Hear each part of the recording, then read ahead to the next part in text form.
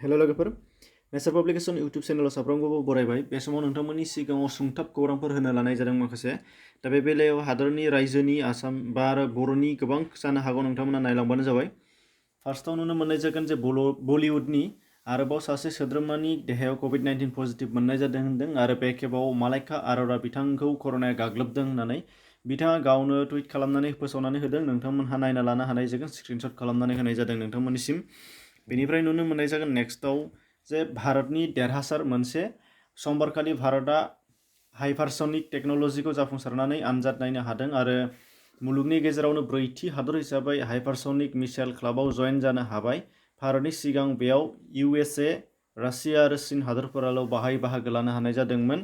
दा बेखौबो नोंथांमोननि सिगाङाव बिथां डिफेन्स मिनिस्टार राजनाथ सिंहआ गावनो फोसावनानै होनायाव नोंथांमोननि सिगाङाव स्क्रिनशट लाबोनानै होफैनाय जादों।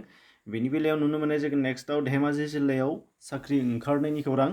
दा बेयाव नुनो मोननाय जागोन धेमाजियाव डिपुटि कमिशनारनियाव ओंखारदों बे अरुणोदय सहायकनि बाहाय गासै 8टा पस्ट दङ आरो अरुणोदय सहायकनि गासैखौबो नोंथांमोननि सिगाङाव मोनफा मोनफा खिन्थागासिनोखा। दा बे बेलायाव वार्क इन्टारभिउ हथात जायगायावनो थांनानै इन्टारभिउ लानाय जागोन। बियो 8 सेप्तेम्बराव जागोन, अदेबानि टुइसडेआवनो। बेनिफ्राय टाइमा जागोन 10:30।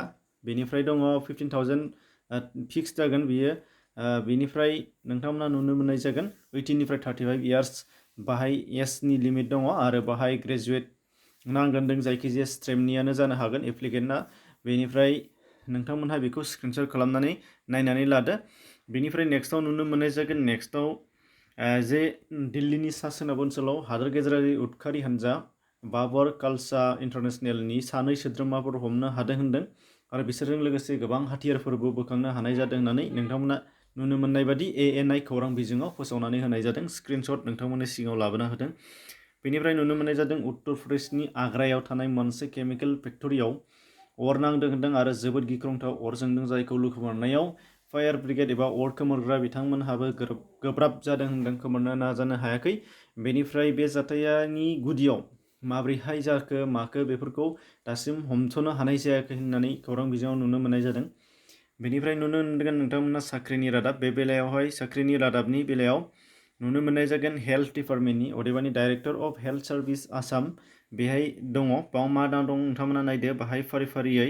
नन टेक्निकेलनि बियो नोंथांमोना नुगोन हेल्थ इडुकेटर दङ, हेल्थ इडुकेटराव 56 पस्ट। बेनिफ्राय बेयाव ग्रेजुवेट आर्ट्स कमार्स साइन्स एनि स्ट्रिम जागोन। बेनिफ्राय 6 मान्थ मिनिमाम कम्पिउटार डिप्ल'मा थानाय जानांगोन होनदों। बेनिफ्राय स्केला दङ 14,000 to 60,000 एबाव बेथ' थाखायो, बेखौ मिथिखागौ। बेनिफ्राय एकाउन्टेन्ट फाइनान्स बेनि थाखाय ग्रेजुवेट इन कमार्स नांगोन होनदों, कमार्स लानाय जानांगोन। बेनिफ्राय 6 मान्थ डिप्ल'मा।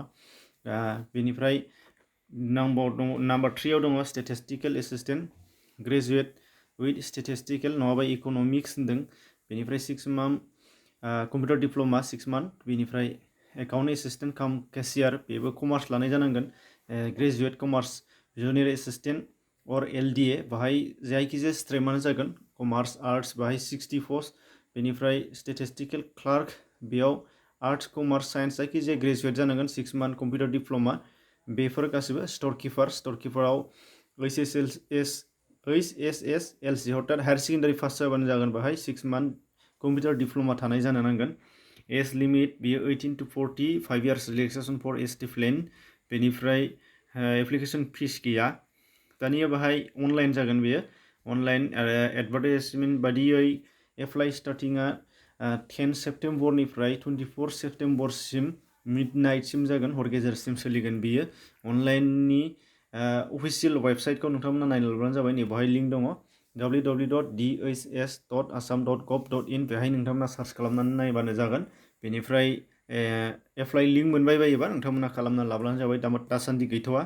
बेनिफ्राय नेक्स्टआव नुनो मोननाय जागोन 7 नाम्बार जे भारतनि रेल बिफाननि खायसे नेमफोरखौ सोलायनो हागौ होनदों।